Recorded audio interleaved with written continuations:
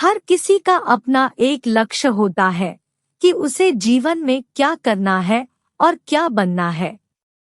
लेकिन जैसा आप बनना चाहते हैं वैसा नहीं बन पाते हैं। क्या आप इसका कारण जानते हैं? एक बार गौतम बुद्ध को एक सभा में उपदेश देना था। सभा में करीब 100 से ज्यादा लोग उपस्थित थे और उनका इंतजार कर रहे थे। गौतम बुद्ध आए लेकिन बिना कुछ कहे ही चले गए।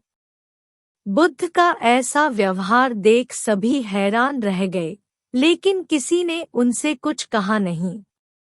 अगले दिन फिर से सभा का आयोजन हुआ, लेकिन आज सभा में उपस्थित लोगों की संख्या घटकर 80 हो गई। आज भी बुद्ध ने ऐसा ही किया।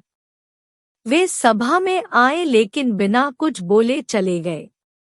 आज भी लोग हैरान हुए लेकिन बुद्ध से किसी ने कुछ कहा नहीं।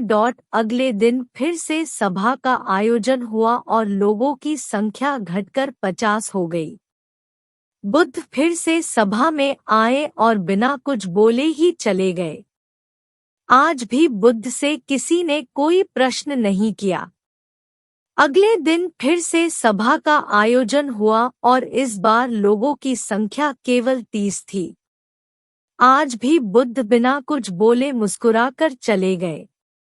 आप कहानी को पढ़ते हुए इरिटेट हो गए होंगे और सोच रहे होंगे कि आखिर बुद्ध को कुछ बोलना नहीं तो बार-बार सभा का आयोजन क्यों हो रहा है। ठीक इसी तरह सभा में मौजूद लोगों को भी गुस्सा आ रहा था। लेकिन इसका जवाब जानने के लिए आपको धैर्य रखना होगा।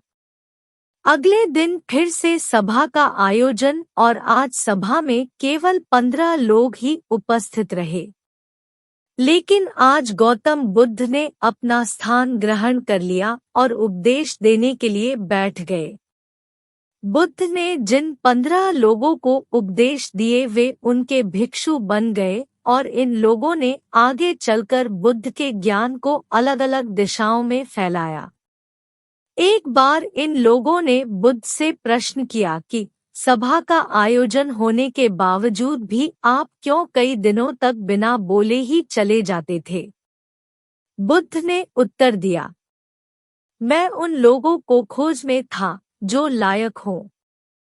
सभा के पहले दिन 100 से भी ज्यादा लोग थे, लेकिन उनमें से ज्यादातर लोगों को मेरे उपदेश से कुछ मतलब नहीं था। इसके बाद जो लोग अगले दिन आए उन्हें भी मेरे उपदेश से कोई मतलब नहीं था। वो तो केवल इसलिए आए थे क्योंकि वो देखना चाहते थे कि आखिर सभा में होता क्या है। लेकिन मुझे ऐसे लोगों की तलाश थी जो मेरे ज्ञान को जनवरी से जनवरी तक पहुंचाए। मैं कई दिनों तक इसलिए बिना बोले चला गया क्योंकि मैं यह देखना चाहता था कि आखिर वो कौन लोग हैं तो सच में मेरे उपदेश को सुनना चाहते हैं और जिन्हें वास्तव में ज्ञान पाने की प्यास थी। ऐसे लोग ही रोज आए।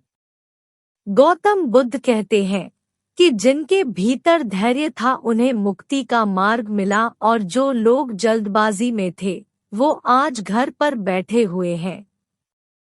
बुद्ध कहते हैं कि जिन लोगों में धैर्य का गुण होता है वे जीवन में कुछ भी पा सकते हैं।